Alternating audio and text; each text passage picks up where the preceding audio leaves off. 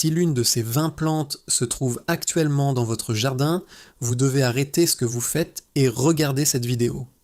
Certaines d'entre elles trônent en ce moment même sur les rayons des jardineries comme Leroy Merlin ou Jardiland ou dans les pépinières de local avec l'air parfaitement innocente.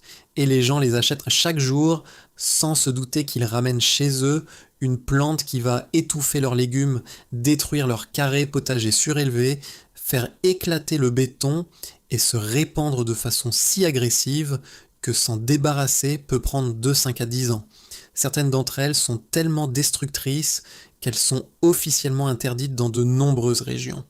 Voici 20 plantes que vous devez identifier, éviter et éliminer avant qu'elles ne détruisent tout ce sur quoi vous avez travaillé si dur. Avant de commencer, appuyez sur le bouton d'abonnement et sur la cloche. Je publie chaque semaine de nouveaux conseils de jardinage et des stratégies de culture biologique. Laissez aussi un commentaire en indiquant dans quelle région ou zone climatique vous vous trouvez afin que je puisse créer du contenu adapté à votre climat.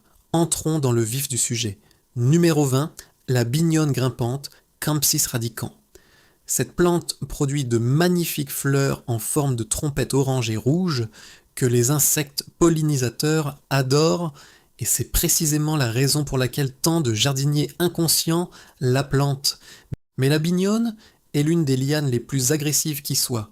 Elle se répand par des stolons souterrains, des semis spontanés et des racines aériennes qui peuvent endommager les bardages en bois, le mortier des briques et même les murs en pierre.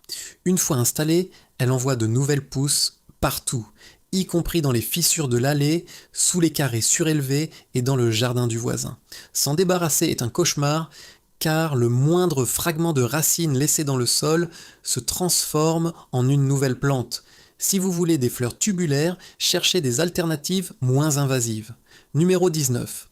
Le muguet. Ça choque les gens parce qu'il semble tellement innocent et sent tellement bon.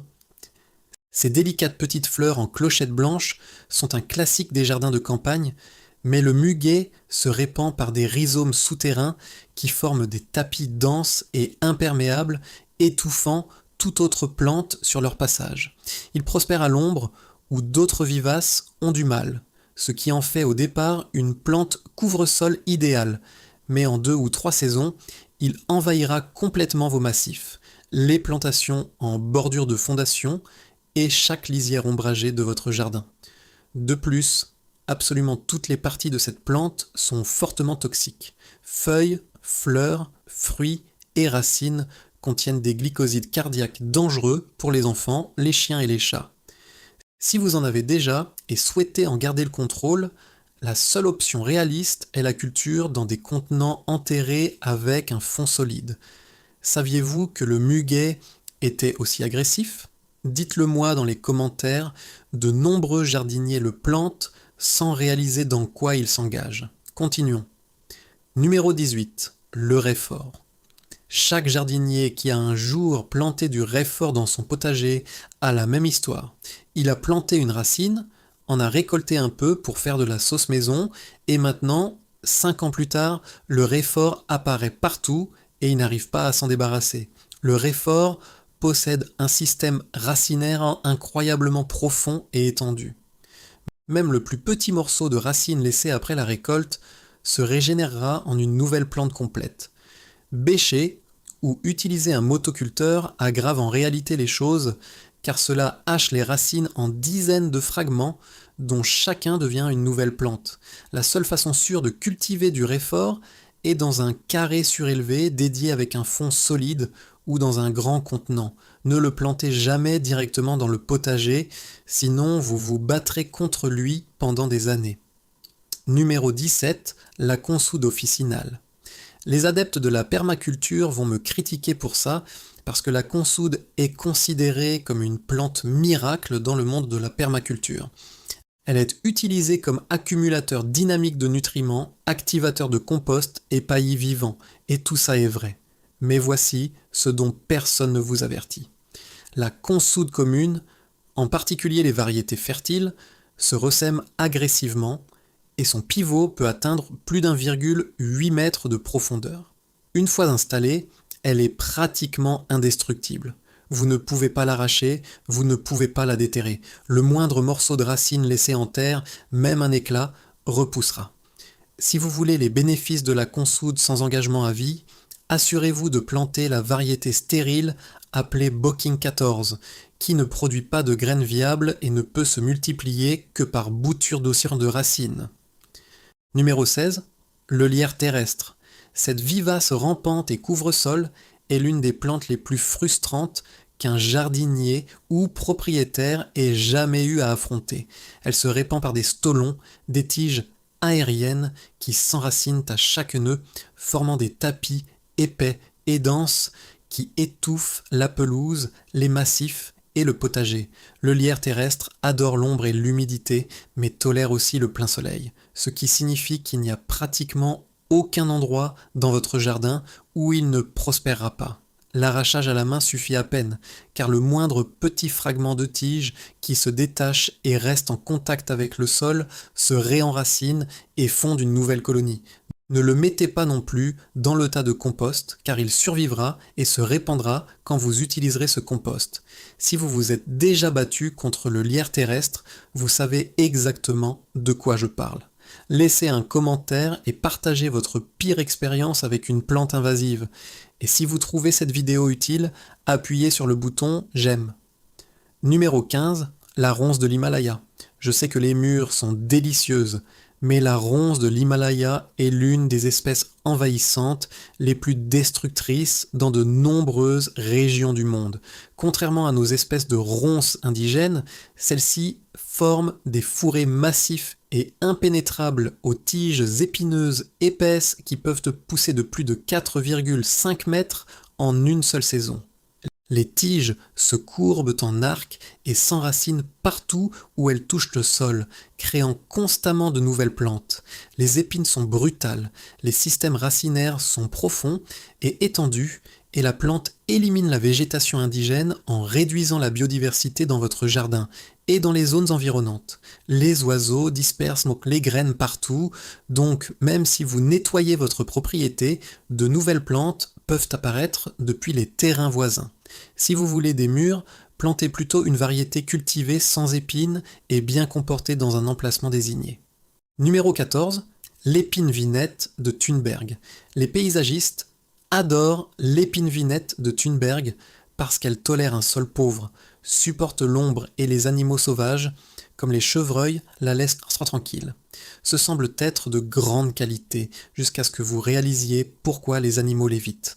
La croissance dense et épineuse de l'épine vinette crée un microclimat humide idéal en surface du sol. Habitat parfait pour les tiques, y compris celles qui transmettent la maladie de Lyme.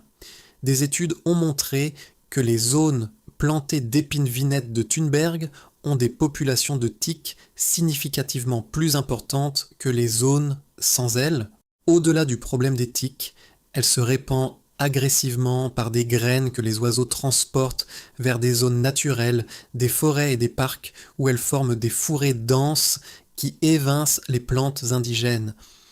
Si vous en avez dans le jardin, envisagez sérieusement de la remplacer par une alternative indigène. Numéro 13, le troène commun. Si vous habitez un quartier où il a été planté en excès, vous savez déjà que le troène est partout. Initialement planté comme haie et écran de confidentialité, le troène s'est échappé des cultures et a envahi les forêts, les bords de route et les zones naturelles. Il produit d'énormes quantités de baies que les oiseaux mangent et dispersent au loin. Une fois installés, ils forment des fourrés denses qui ombragent les fleurs sauvages indigènes, les jeunes pousses d'arbres et les plantes du sous-bois. Tuer le troène est extrêmement difficile. Le couper ne le tue pas, car il repousse agressivement depuis les racines. L'élimination la plus efficace nécessite de couper et de traiter immédiatement les souches avec un herbicide. Et même dans ce cas, des traitements complémentaires sont souvent nécessaires. Si vous avez besoin d'une haie assurant l'intimité, utilisez des alternatives indigènes comme le charme ou l'aubépine. Nous sommes à mi-chemin et les plantes, à partir de ce point, deviennent encore plus destructrices. Rappel rapide, si vous n'êtes pas encore abonné, c'est le moment. Continuons. Numéro 12. La salicaire commune. Celle-ci est sournoise parce qu'elle est absolument magnifique. Ses hauts épis de fleurs violet vif sont spectaculaires dans un jardin. C'est pourquoi les pépinières la vendaient partout. Mais une seule plante de salicaire peut produire jusqu'à 2 millions de minuscules graines par an. 2 millions. Ces graines se répandent par l'eau, le vent et la faune vers les zones humides, les fossés, les berges de ruisseaux et les jardins pluviaux, où elles germent et forment des monocultures massives qui éliminent complètement toute autre végétation. Cela détruit des habitats critiques pour les oiseaux, les insectes et les amphibiens qui dépendent de la diversité des zones humides. Si vous en trouvez sur votre propriété, éliminez-la immédiatement et emballez les inflorescences dans des sacs pour éviter la dispersion des graines. Numéro 11, le liseron des champs. Si le liseron de haie est son cousin charmant, le liseron des champs est le mauvais jumeau qui s'est invité sans prévenir et refuse de partir. Cette plante vivace, rampante et grimpante produit de petites fleurs en forme de trompette blanche ou rose. Mais sous cet air innocent se cache l'une des mauvaises herbes les plus tenaces de la planète. Le liseron se multiplie à la fois par des graines et par un système racinaire incroyablement étendu qui peut plonger à 6 mètres de profondeur et s'étaler latéralement sur des mètres dans toutes les directions. Les graines conservent leur viabilité dans le sol pendant plus de 20 ans, ce qui signifie que même si vous nettoyez complètement une zone, le liseron peut revenir des décennies plus tard. L'arracher est pratiquement inutile, car chaque fragment de racine génère une nouvelle plante. Cette mauvaise herbe s'enroulera autour de vos cultures maraîchères, étouffera les plantes dans vos carrés surélevés et sera en concurrence agressive pour l'eau et les nutriments dans le sol de votre jardin. Gérer le liseron demande des années d'efforts persévérants. Numéro 10, la glycine de Chine et du Japon.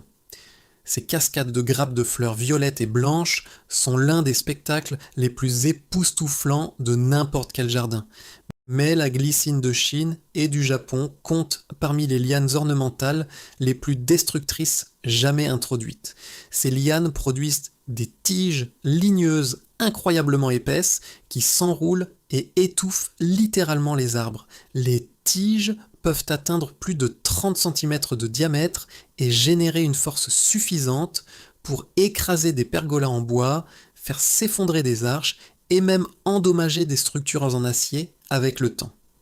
Les lianes se répandent par des stolons souterrains et des graines que les oiseaux transportent vers les forêts et les zones naturelles. Une fois échappée, la glycine étouffe des couronnes d'arbres entières, bloquant la lumière du soleil et tuant tout ce qui se trouve en dessous. Si vous aimez l'aspect de la glycine, soyez prêt à une taille constante et sévère pour la maintenir en rythme ou chercher des variétés moins agressives. Nous sommes maintenant dans le top 10 et les plantes suivantes sont parmi les pires coupables. L'une d'elles pousse-t-elle en ce moment dans votre jardin ? Dites-le moi dans les commentaires. Continuons. Numéro 9, le chèvrefeuille du Japon. La douce odeur des fleurs du chèvrefeuille évoque des souvenirs d'enfance chez des millions de personnes. Mais la variété japonaise est l'une des plantes invasives les plus répandues. C'est une liane agressive qui grimpe aux arbres, couvre le sous-bois et crée une végétation si dense que les plantes indigènes ne peuvent pas rivaliser. Elle étouffe les jeunes arbres en s'enroulant étroitement autour de leur tronc, coupant le flux de nutriments et les tuant finalement.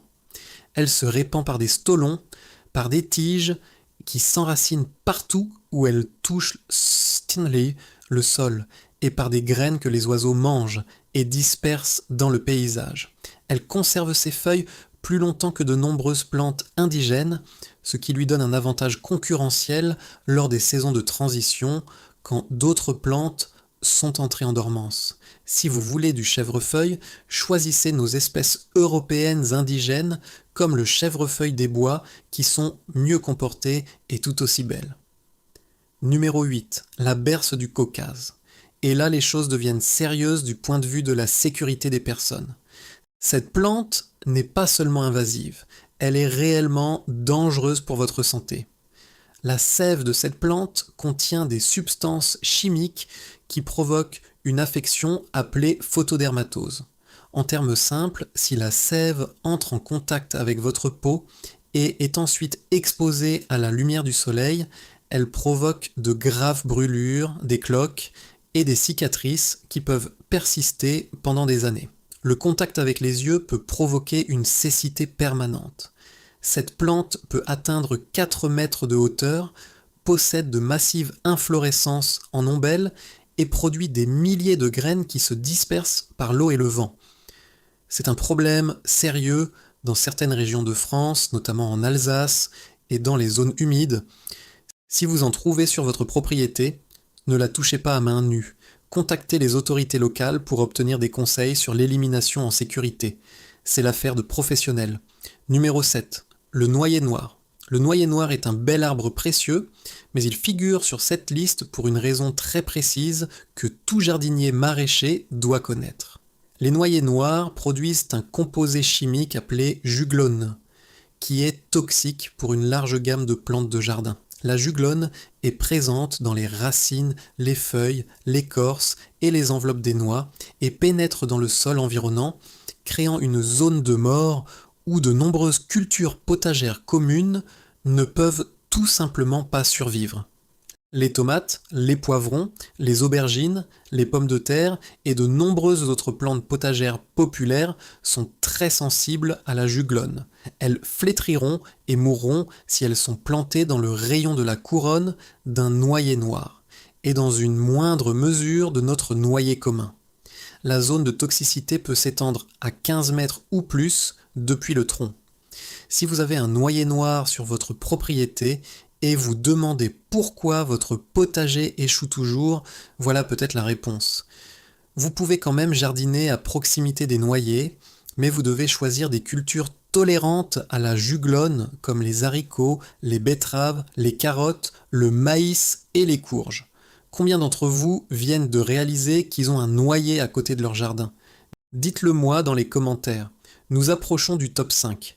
Numéro 6, le sumac vénéneux, poison ivy. Bien qu'il soit beaucoup plus courant en Amérique du Nord et qu'il soit extrêmement rare en France, principalement dans les jardins botaniques, il mérite d'être mentionné pour sa réputation mondiale.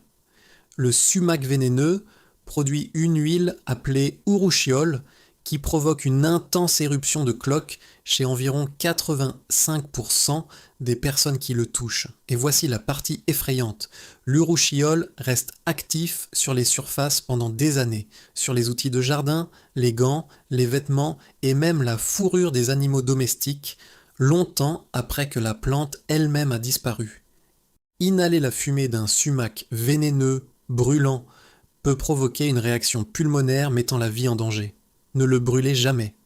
Nous sommes maintenant dans les 4 derniers. Si vous regardez encore, mettez un pouce en l'air sous cette vidéo et partagez-la avec tout ami ou voisin qui jardine. Ces 4 dernières plantes sont les plus destructrices de toute la liste. Allons-y. Numéro 4. La menthe. Je sais que tout le monde aime la menthe. Limonade, tisane fraîche, garniture pour les plats. Mais planter de la menthe directement dans le sol du jardin est l'une des plus grandes erreurs qu'un jardinier amateur puisse commettre. La menthe se répand par des stolons souterrains agressifs qui poussent vers l'extérieur dans toutes les directions à une vitesse alarmante. En une seule saison, une petite plante de menthe peut coloniser tout un carré surélevé, tout un massif ou une section entière de votre potager. Les stolons poussent juste sous la surface du sol et émettent de nouvelles tiges partout, volant l'eau et les nutriments aux autres cultures. Arracher la menthe est au mieux temporaire, car le moindre morceau de stolon laissé dans le sol repousse immédiatement. La règle d'or avec la menthe est simple. Ne la plantez jamais en pleine terre. Cultivez toujours la menthe dans un contenant avec un fond solide. Un pot sur la terrasse est une option sûre. Respectez la menthe, craignez la menthe, isolez-la. Numéro 3, le bambou traçant. Permettez-moi d'être très clair, il existe 2 types de bambou, le bambou en touffe et le bambou traçant. Le bambou en touffe reste en groupe compact et bien sage, c'est tout à fait acceptable. Le bambou traçant en revanche est l'une des plantes les plus destructrices que vous puissiez mettre en terre. Il se répand par des rhizomes souterrains qui peuvent courir à 10 mètres ou plus de la plante mère. envoyant de nouvelles pousses à travers les pelouses, les massifs, les allées et même les fissures dans le béton et l'asphalte. Il peut envahir la propriété de vos voisins. Et dans certains pays, vous pouvez être tenu légalement responsable des dégâts qu'il cause sur les terrains adjacents. L'élimination du bambou traçant bien installé est un cauchemar absolu qui peut nécessiter des années de travail acharné. La prévention est la seule solution réaliste. Si vous devez absolument cultiver du bambou traçant, installez une barrière racinaire professionnelle d'au moins 75 cm de profondeur tout autour de la zone de plantation. Dans la plupart des situations de jardinage domestique, le bambou en touffe est un choix beaucoup plus sûr et plus judicieux. Numéro 2. La renouée du Japon.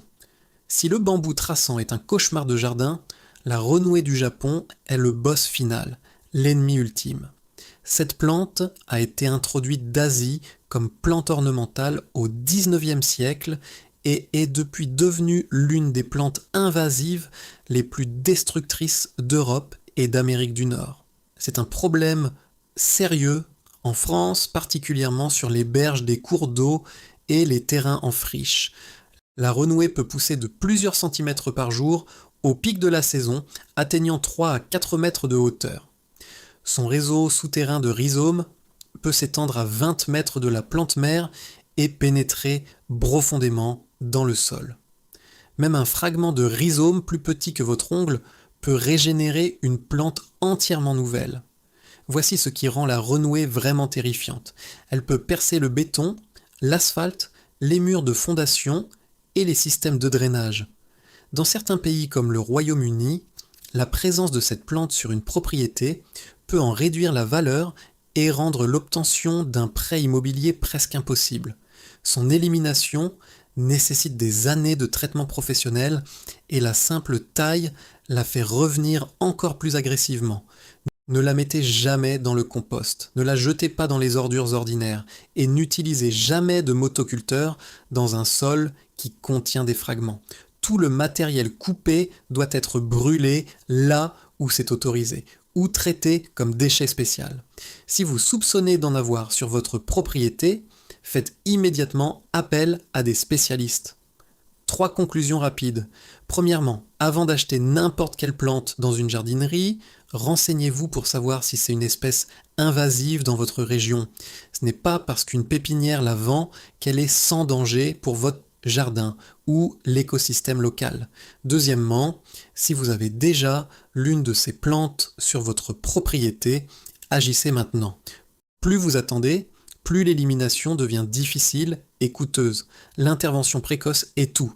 Et troisièmement, choisissez des alternatives de plantes indigènes chaque fois que possible. Les plantes indigènes soutiennent les pollinisateurs, les insectes utiles et la faune locale sans risque d'envahissement agressif. Votre jardin et l'environnement local s'en porteront mieux. Si cette vidéo vous a ouvert les yeux sur quelque chose qui pousse dans votre jardin et dont vous ne réalisiez pas que c'était un problème, écrasez le bouton j'aime et partagez cette vidéo avec chaque jardinier et propriétaire que vous connaissez. Abonnez-vous et appuyez sur la cloche pour ne pas manquer mes prochaines vidéos sur les alternatives avec des plantes indigènes, la lutte biologique contre les nuisibles et les stratégies pour les carrés potagers surélevés. Laissez un commentaire maintenant et dites-moi avec laquelle de ces 20 plantes vous vous êtes battu dans votre jardin.